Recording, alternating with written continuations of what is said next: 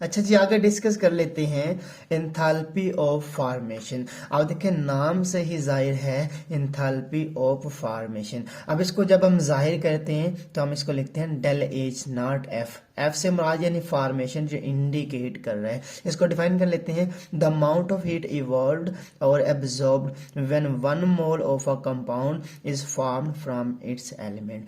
अब इससे मुराद ये है कि जब एलिमेंट आपस में रिएक्ट करेंगे, रिएक्ट करके कोई कंपाउंड बनाएंगे, तो उस दौरान जो एनर्जी खारिज होगी या जज़ब होगी उसको हम सिंपली कह देंगे एंथैल्पी ऑफ फॉर्मेशन। अब देखिए यहाँ पे हमारे पास है मैग्नीशियम। मैग्नीशियम जो है वो ऑक्सीजन के साथ रिएक्ट करते हैं, रिएक्ट करके बनाएगा मैग्नीशियम ऑक्साइड, और इस दौरान जो एनर्जी रिलीज होगी उसको आप डेल एच नॉट एफ से जाहिर करेंगे। वो कितनी होगी? -692 किलो जॉल पर मोल।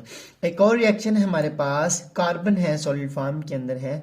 ये क्या करता है? ऑक्सीजन के साथ रिएक्ट करता है, रिएक्ट करता है यानी ये बर्न होता है ऑक्सीजन की मौजूदगी में। तो क्या बनाता है ये? Carbon dioxide. जब कार्बन डाइऑक्साइड बनाएगा तो यहाँ पे एनर्जी क्या होगी? रिलीज होगी। कौन कितनी एनर्जी होगी यहाँ पे? -393.7 किलो जॉल पर मोल। यहाँ पे डेल एच नॉट एफ से इसको जाहिर करेंगे।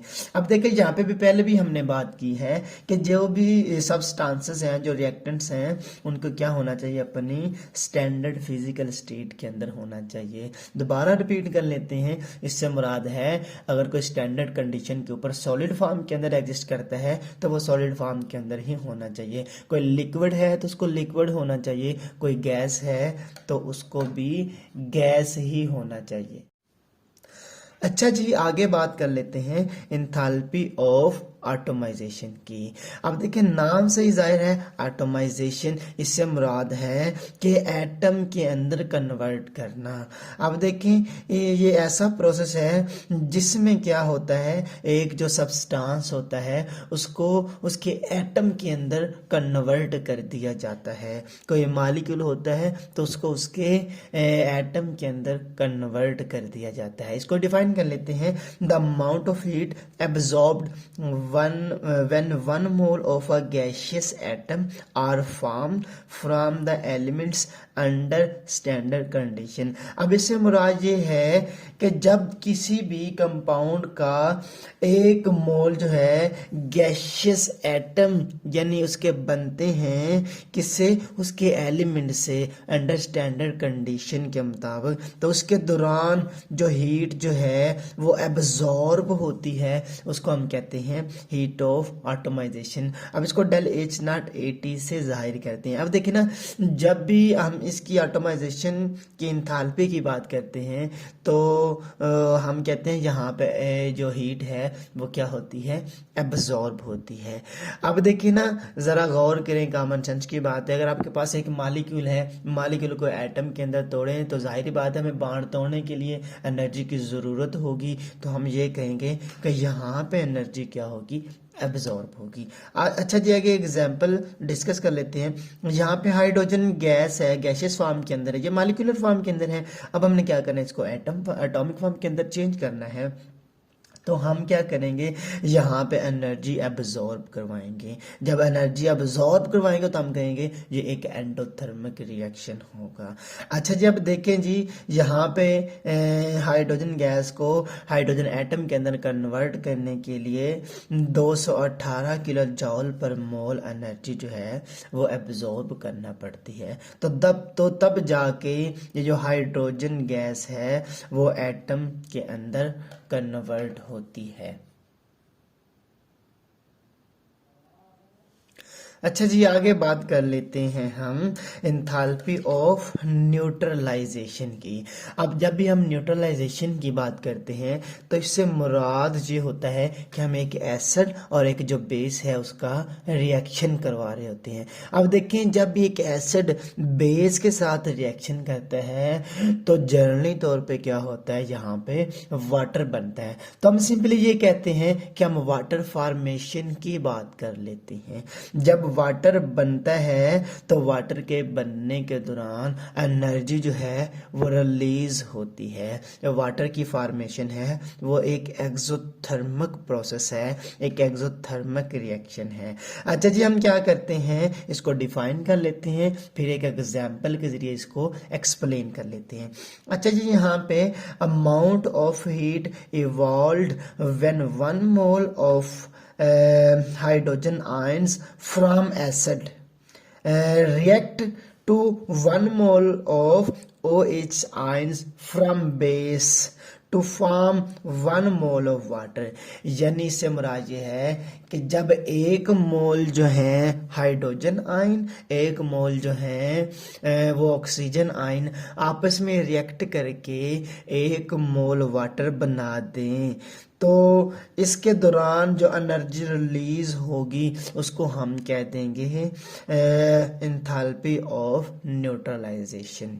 अच्छा जी, यहाँ पे एंथैल्पी ऑफ न्यूट्रलाइजेशन जो है इसको डेल एच नॉट से जाहिर करते हैं। इसको एक एग्जांपल के जरिए समझते हैं। अब देखें, हमारे पास एक एसिड है HCl, इसको आप वाटर के अंदर डिजोल्व करवाएंगे तो ये अपने एच आयन और क्लोराइड आयन के अंदर कन्वर्ट हो जाएगा, टूट जाएगा। इसी तरह आपके पास जो है ऊपर से आप क्या करें कि सोडियम हाइड्रोक्साइड जो है उसको भी डिजोल्व करवा दें, तो फिर क्या होगा, यहाँ पे रिएक्शन होगा इनके दरमियान। अच्छा जी, इनको लैदा इक्वेशन के जरिए ये मैंने लिखा हुआ है। अब देखिए, सोडियम हाइड्रोक्साइड को आप डालेंगे तो फिर क्या होगा, वो सोडियम आयन और OH आयन जो है इसके अंदर कन्वर्ट होगा। अब देखिए, यहाँ पे ओवरऑल रिएक्शन मैंने एक लिखा हुआ है, यहाँ पे HCl है, ये अपने आयंस के अंदर, यही मैंने इसको लिखा। यहाँ पे A क्यों लिखा हुआ, इससे मुराद है एक्वस सोल्यूशन है, यानी इनका एक सोल्यूशन फॉर्म के अंदर है जी। अच्छा जी, इसको और इन दोनों को आप क्या करें, डालें तो आपस में ये क्या करेंगे, रिएक्ट करेंगे तो फिर क्या होगा, यहाँ पे सोडियम क्लोराइड बनेगा, यहाँ पे ये नीचे डिपॉजिट हो जाएगा और साथ में क्या बनेगा, वाटर बनेगा। अब देखिए ना, यहाँ पे सोडियम आयन है, ये क्लोराइड के साथ मिलके क्या बना देगा, सोडियम क्लोराइड। और देखिए, ये OH है, ये H है, ये आपस में क्या करके वाटर बना लेंगे। अच्छा जी, जहाँ पे जो एनर्जी जो है वो रिलीज होती है वो कितनी होती है, -57.4 किलो जॉल पर मोल। और ये कौन सा रिएक्शन होगा, ये एक एक्सोथर्मिक रिएक्शन होगा, क्योंकि यहाँ पे वाटर फॉर्मेशन हो रही है तो जाहिरी बात है यहाँ पे क्या होगा, एनर्जी जो है वो इवॉल्व्ड होगी। अच्छा जी, आगे हम बात कर लेते हैं एंथैल्पी ऑफ कंबस्शन की। अब ये बड़ा आसान सा प्रोसेस है। कंबस्शन का जो वर्ड है वो आपने बड़ा कॉमनली यूज किया हुआ है, बहुत ज्यादा सुना हुआ है। अब कंबस्शन से मुराद होता है किसी चीज का जलना, ऑक्सीजन की मौजूदगी के अंदर किसी भी कंपाउंड को आप जला रहे हैं तो हम कहेंगे ये कौन सा प्रोसेस हो रहा है, ये कौन सा है प्रोसेस, ये कंबस्शन प्रोसेस है। अब देखेंगे, इसको डिफाइन कर लेते हैं। The amount of heat evolved when 1 mole of a compound burned completely in excess of ए।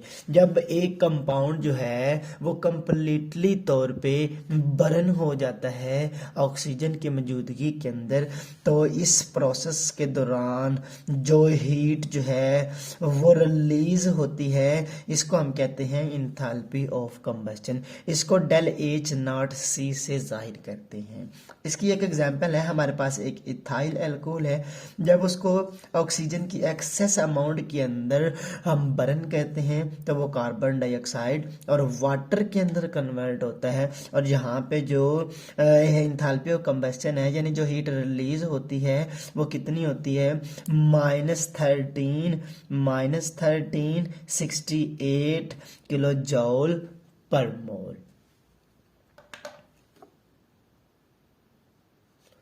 अच्छा जी, आगे बात कर लेते हैं एंथैल्पी ऑफ सॉल्यूशन की। अच्छा जी, ये एंथैल्पी ऑफ सॉल्यूशन जो है इसको डेल एच नॉट, आगे सॉल्यूशन के लिए SOL मैंने लगा दी है साथ रिप्रेजेंट करने के लिए, तो इसको ऐसे हम रिप्रेजेंट करते हैं। अब देखें ना, इससे मुराद ये नाम से जाहिर है एंथैल्पी ऑफ सॉल्यूशन। इससे मुराद जब कोई सॉल्यूशन बनेगा तो इसके दौरान या हीट जज़ब होगी या क्या होगी, खारिज होगी।